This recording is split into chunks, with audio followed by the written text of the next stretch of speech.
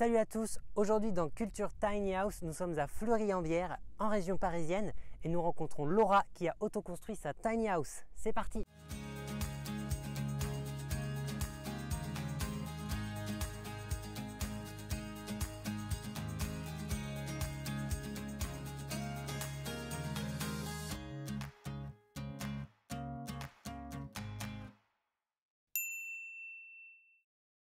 Alors Laura, merci de nous recevoir aujourd'hui.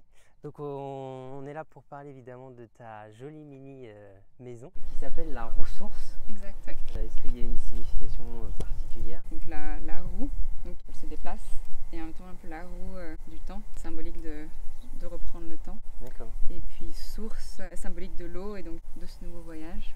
Et puis en même temps d'un espace qui me ressource. Toi, ton projet de départ, pourquoi finalement tu as choisi de vivre avec ce mode de vie? En fait, j'en avais donc vu quelques-unes aux États-Unis. Il y a 4 ans, je vivais aux États-Unis. Et puis voilà, ça m'avait pas. Enfin, j'avais trouvé ça un super concept, mais j'avais pas plus accroché que ça. Et puis finalement, après 3 ans de vie à Paris, où j'ai un peu craqué au niveau du confort de vie et de d'être dans un stress permanent, d'essayer de payer mon loyer. Ouais, d'accord. Et puis pour avoir finalement une qualité de vie qui était assez médiocre. Donc j'ai craqué, puis j'ai eu ce déclic en repensant à Tiny House, et j'ai décidé de me lancer dans cette construction. Et puis en plus j'ai mon père qui travaille le bois depuis très longtemps. Et du coup c'était assez naturel pour moi d'imaginer qu'on puisse faire ce projet ensemble. Construire, ouais. Ouais. Donc du coup tu l'as auto-construite? Je l'ai auto-construite, ouais. Ça n'a pas été trop compliqué? Ça n'a pas été compliqué. J'avais une vision assez claire de l'aménagement. Puis je me suis fait aider d'une amie architecte qui m'a aidé à vraiment faire des plans plus concis et à vraiment réussir à penser l'espace d'une bonne manière, quoi. Et du coup c'était une belle expérience de passer du temps avec mon père, d'apprendre à construire. C'est venu bien sûr avec un petit peu quelques... Une aventure humaine finalement. Ouais, une aventure très humaine, ouais, carrément. Et t'as des bases? Est-ce que tu bricoles? Toi t'es du métier ou... Non, j'ai pas du tout... Enfin j'ai fait un peu des études dans le théâtre et la danse, donc j'avais quelques notions parce que j'avais pris un cours pour construire des décors. D'accord. Et puis, mais sinon j'avais pas bricolé plus... Vraiment l'aventure, quoi. Ouais. Mon père a construit notre maison dans laquelle j'ai grandi, et du coup j'avais très confiance dans son savoir. T'as rencontré des difficultés quand même dans l'autoconstruction? Ouais. On n'a pas eu de grosses difficultés. Je pense qu'avec du recul, on aurait peut-être pris d'autres décisions parce qu'elle est un peu lourde. Enfin, elle fait vraiment pile 3,5 tonnes. 3,5 tonnes autorisées. Ouais. D'accord.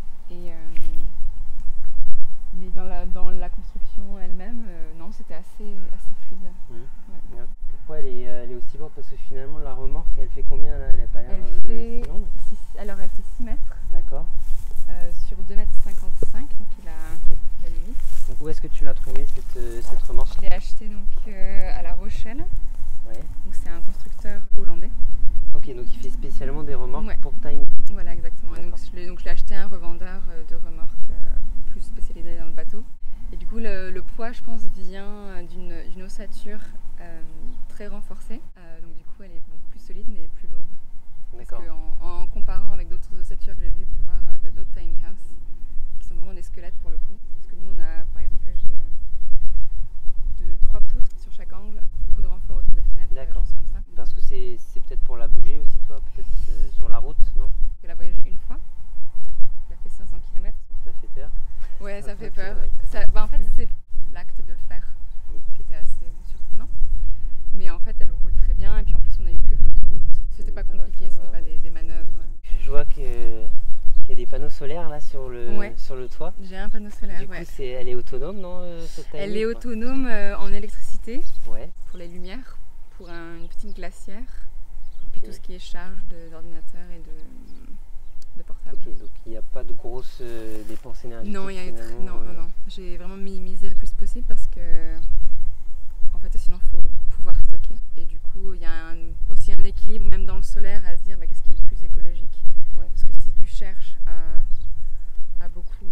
avoir une grosse dépense électrique, finalement il faut que tu achètes beaucoup de batteries. Et les batteries ont une certaine durée de vie, et puis c'est pas encore comment les recycler, donc ça pollue. C'est pas si écologique que ça. Exactement, ouais. Et toi, ça te suffit là pour l'instant? Et là, ça m'a suffi. Donc l'été, c'est nickel. Ouais, et puis l'hiver en Ile-de-France, j'ai un peu sous-estimé l'ensoleillement. Enfin, le manque d'ensoleillement. Et c'est vrai qu'en décembre, après 3 semaines de 0 heure de soleil, j'ai commencé à taper un peu trop dans les batteries. Et donc j'ai pris la décision de me brancher à l'EDF pour quelques mois. Ok, d'accord. Tu peux quand même te raccorder. Donc là, j'ai la chance que j'ai une prise pas trop loin. Donc voilà, donc il y a le système électrique en haut, 2 batteries donc, de 100 ampères, une batterie donc à décharge lente, gel. Là on voit en haut le régulateur qui va réguler l'arrivée d'électricité en 12 volts du panneau solaire et la redistribution dans le réseau 12 volts à l'intérieur. Je suis régulée donc dans le transfo, c'est un transfo 12-220 qui va alimenter mes prises électriques normales. Pour l'eau aussi, tu es autonome? Et l'eau, je ne suis pas autonome, donc je suis raccordée à une pompe là-bas. D'accord. Donc l'eau de la ville. Et l'eau, non, je n'ai pas prête à faire cette étape-là parce que c'est trop compliqué pour l'instant. Ouais. Dans le sens où récupérer de l'eau avec ma surface de toit, c'est assez négligeable. L'hiver, il avait plu énormément, donc ça va peut-être fonctionner, mais l'été, là, je veux dire, je serais morte de soif. Oui, c'est vrai que c'est assez compliqué. Voilà, et puis l'autre solution, c'est d'avoir un véhicule pour aller chercher de l'eau, pour remplir une citerne. Mais j'ai pas non plus, comme je compte pas m'installer indéfiniment ici, je voudrais attendre ce moment-là pour devenir autonome en eau.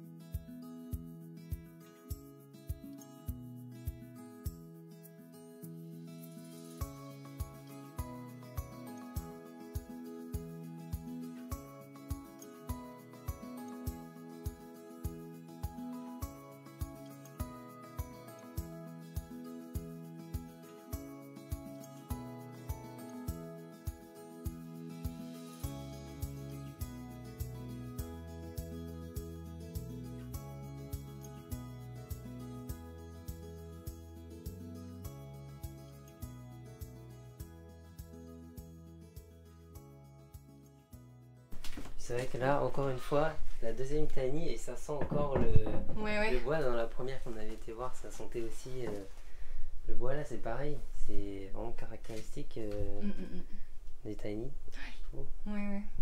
C'est vraiment nature, c'est top en tout cas. Donc là, la cuisine.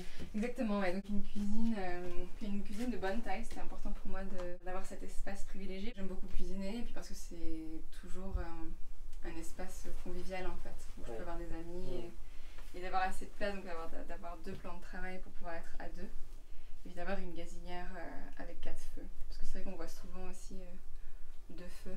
Bon, c'est vrai qu'on utilise rarement 3 ou 4 feux en même temps, mais quand tu veux accueillir des gens, tu veux cuisiner, en fait, ça donne vraiment le confort d'une maison. Et alors, t'as pas de problème de condensation? Parce que là, je vois qu'il n'y a pas de hotte. Du tout, non. En fait, déjà, j'ai beaucoup de fenêtres, donc beaucoup de circulation d'air. Et cet hiver, il a beaucoup plu. Et j'ai pas eu du tout de problème de condensation. En partie parce que la maison boit aussi, et puis respire. Et aussi parce que le poêle est donc une source de chaleur qui assèche. Et en fait, c'était aussi une des raisons pourquoi j'ai choisi ce poêle. Aussi parce que j'ai grandi avec un poêle quand j'étais petite et que c'est une belle source de chaleur. Le matin, je me réveillais pas avec non plus de la condensation sur les fenêtres à l'intérieur.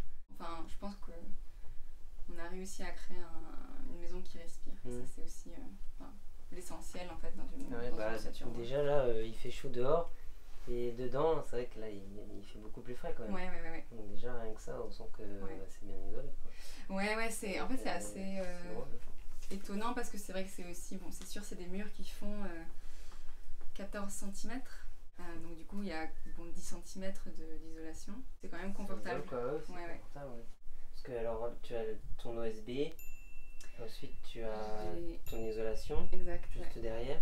Ensuite, tu as quoi? Un pare-pluie et puis le bardage. D'accord, et du coup, ça t'a coûté combien entre 16 et 17 000, en incluant donc le solaire Ouais. Donc je pense qu'en enlevant tout ce qui était donc achat de la gazinière, plus l'aménagement, sans compter le poêle a coûté 500 €. Okay. Donc j'en ai eu peut-être pour 15 000. D'accord, oui, ça reste quand même raisonnable pour une maison. Carrément. Non, vraiment, complètement. D'accord. Donc après, je n'ai pas refait tous les calculs. Mais donc c'est à peu près, Okay. Voilà. Donc alors, par ici. Ouais, par ici. Voilà. Donc j'ai 2 placards. Ok. Donc qui sont mes rangements pour mes vêtements. D'accord. Elle est top la porte là. Ouais. C'est quoi que tu as mis C'est du papier brie. Donc c'était une inspiration japonaise. Ok. Du coup, c'est l'opportunité de créer un autre esthétique, qui allait même avec l'esthétique de la maison et puis qui allégeait aussi. Oui, carrément, ouais. Ouais, c'est une bonne idée ça. Ouais. Et du coup, en fait, j'ai largement assez d'espace pour mes affaires. D'accord. Donc, donc j'ai pas du tout de problème de rangement. Bon, c'est sûr que je vis seule et j'ai pas énormément d'affaires, mais en tout cas, on a bien aménagé et mon amie Audrey m'a beaucoup aidé de ce côté-là pour trouver pour bien aménager l'espace et puis les espaces de rangement.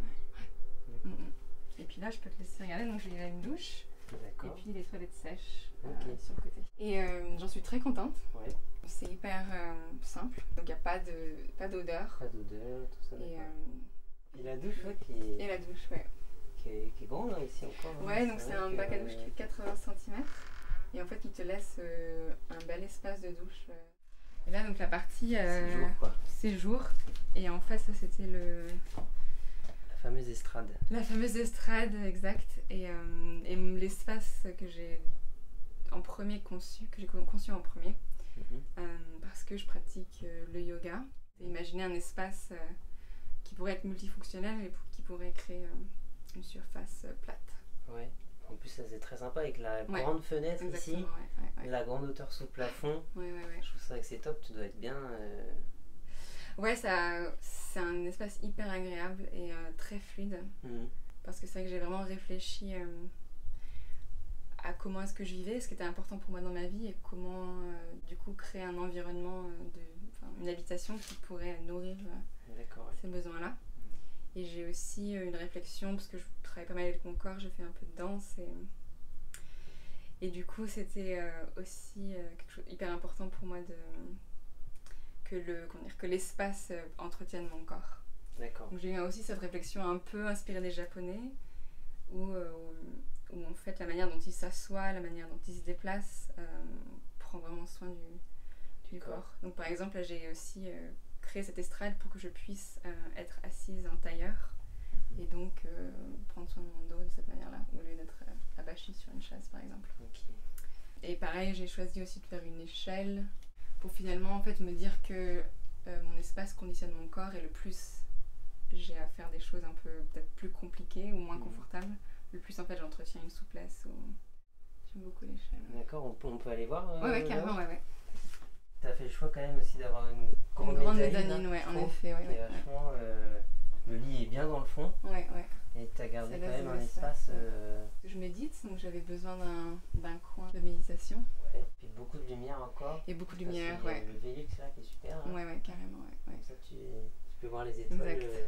Ouais, la nuit. La nuit, ça c'est top. Ouais. Et finalement, on se sent pas trop dans un petit espace, quoi. Donc, je vois la grande étagère aussi là, super sympa. Ouais, carrément, ouais. Construction maison. Ouais, construction maison. Et puis donc, et ce qui était vraiment chouette aussi, c'est que beaucoup de l'ameublement, c'était des anciens projets à mon père. Donc ça a été beaucoup fait en récup.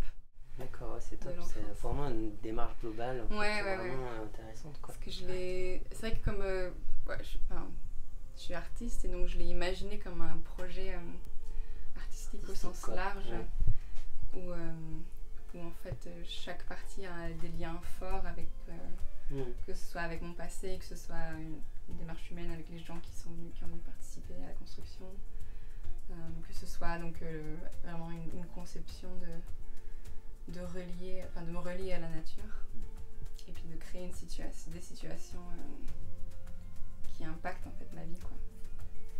Donc je pense que j'avais envie de provoquer aussi une petite transition écologique. Ouais. Donc, faire ta petite part à toi. Ouais.